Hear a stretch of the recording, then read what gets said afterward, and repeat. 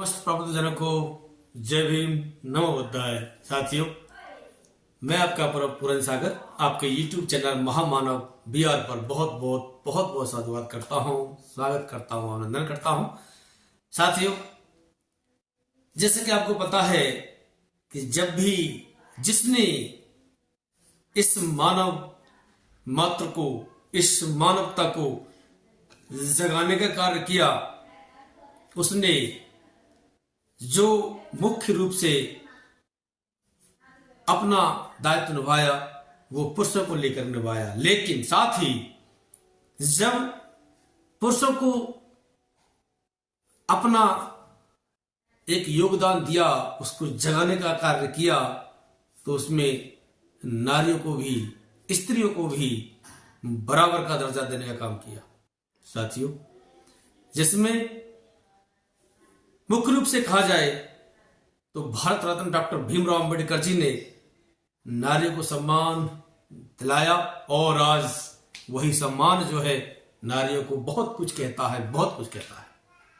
साथियों, आज मैं इस YouTube चैनल महामानव BR के माध्यम से स्त्रियों के लिए चंद लाइनें लेकर के आया हूं। और ये लाइनें वो लाइनें हैं जब तथागत बुद्ध जो है अपना धम्मोपदेश देते हुए व्यक्तियों को निहाल कर रहे हैं, आदमियों को, पुरुषों को निहाल कर रहे हैं, कृतार्थ कर रहे हैं, भिक्षु संघ में सम्मिलित कर रहे हैं, धम्म दीक्षा देकर के उनका कल्याण कर रहे हैं, उनको सत्य मार्ग पर चलाने का जो कार्य कर रहे हैं, उसी बीच में तथागत बुद्ध ने स्त्रियों की प्रवज्जा को भी सबके सामने रखा।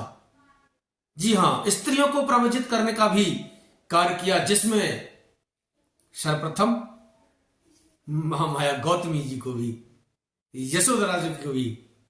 जी हां, बिल्कुल शुरुआत आप अच्छा तरह सुन रहे हैं। तथागत बुद्ध ने जब स्त्रियों की प्रवज्या यानी स्त्रियों को प्रवजित करने का कदम उठाया तो सर्वप्रथम महामाया गौतमी, जो तथागत यानी सिद्धार्थ गौतम, जो बाद में बौद्ध हुआ, बौद्ध की प्राप्ति हुई, उसके बाद तथागत बुद्ध कहलाए, उनकी माता और अपनी पत्नी, जो उनकी पत्नी थी यानी यशोधरा, वहां से शुरुआत की। तो आइए साथियों, वहां पर जब बात आती है नारियों की, स्त्रियों की, तो तथागत बुद्ध ने स्त्रियों को भी प्रवजित करने का कार्य किया। क्यों किया? क्योंकि स्त्री बहुत कुछ करती है। क्या करती है? वही चंद लाइनें जो हैं मैं आपके साथ साझा करने जा रहा हूं। तो आइए सुनते हैं स्त्रियों की प्रवज्या कैसे हुई और नारी को क्यों आगे लिया गया। वो बात जो है मुख्य रूप से यहां रखी है नारियों के लिए, नारी शक्ति के लिए। तो आइए सुनते हैं। नारी तो जीवन का आधार है, इससे ही बनता घर संसार है। जी हां, बिल्कुल सही है। जीवन का आधार, जब हम जन्म लेते हैं तो मां हमको जन्म देती है, मां के गर्भ से हम जो है जन्म लेते हैं, इस पृथ्वी पर आते हैं। तो वही बात लिखी है, नारी तो जीवन का आधार है, इससे ही बनता घर संसार है।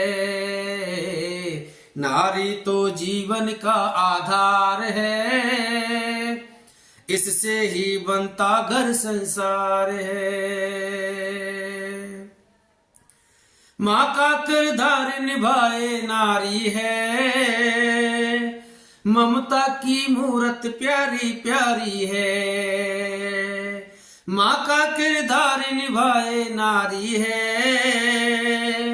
ममता की मूरत लगती प्यारी है।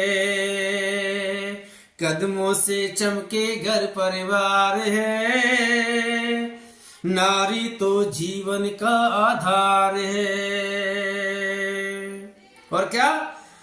पत्नी बेटी नारी बन जाती है, पत्नी बनती है, बेटी बनती है, और सबसे पहले माँ का नाम दिया है कि माँ का रूप। जी हाँ, पत्नी बेटी नारी बन जाती है, रिश्तों में अपना फर्ज निभाती है, मुफ्त लौटाती ये दुलार है, इससे ही बनता घर संसार है।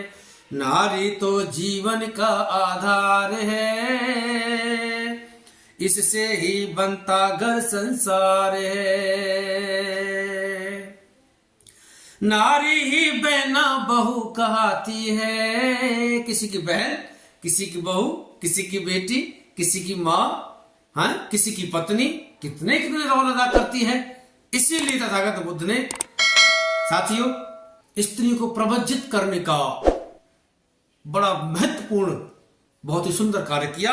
तो वही लाइन, नारी ही बहना बहू कहती है, खुशियों के सबको गीत सुनाती है, हर मुश्किल पर करती प्रहार है, इससे ही बनता घर संसार है।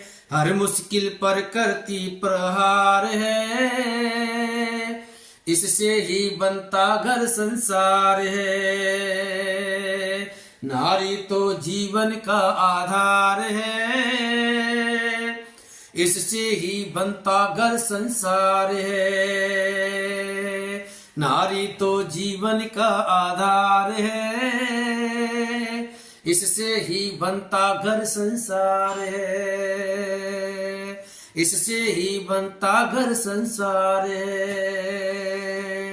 साथियों, ये नारी शक्ति के लिए जो चंद लाइनें लिखी हैं ये वाकई में महत्वपूर्ण है, क्योंकि नारी जो है माँ के रूप में, पत्नी के रूप में, बहन के रूप में, बेटी के रूप में सभी जगह अपना रोल अदा करती है और घर संसार को खुशियों से भर देती है। तो इसीलिए जब पुरुष जो हैं धम्म दीक्षा ले सकते हैं तो स्त्रियां भी धम्म दीक्षा की अधिकारी हैं, उनको भी ये जो है धम्म दीक्षा प्राप्त हो। तो इसी सोच को लेकर के तथागत बुद्ध ने स्त्रियों को प्रवज्जित करने का कार्य किया। तो आइए साथियों, आज की इस वीडियो में इतना ही, आगे फिर मिलते हैं बहुत सुंदर सी वीडियो के साथ। और साथियों, मैं लेट इसलिए हुआ कि कुछ इतनी ज्यादा बिजनेस आ गई थी कि समय नहीं दे पाया, इसलिए मैं क्षमा प्रार्थी हूं। आप सभी को नमो बुद्धाय, जय भीम।